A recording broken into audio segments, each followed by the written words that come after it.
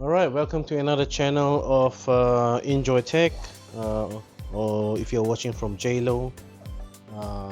Today I'm unboxing PodMic. This is the white, I say silver white, but I got this again from Rubber Monkey. I'm not sponsored, but Rubber Monkey, feel free to sponsor. Happy to take sponsorship. Yeah, so I'm wanting or looking at doing podcasts, but let's see, or recording this using this mics. This not coming up.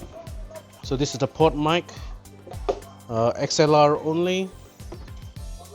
Again, pretty basic packaging. Wow, boom, quick start, nicely packaged. Amazing. Nice cushioning, and again it's just a mic. It feels a bit weighty in comparison to the MV7X, so again I think you can screw it on if you want to. The mic, nice. Okay, maybe I can transport it just because I got a bag, which I will show it on my next other review. So, but yeah, so it's really simple. PodMic XLR. Wow, it's nice gold plated PodMic. Oh, this is made in Australia. Australia, mate. Australia.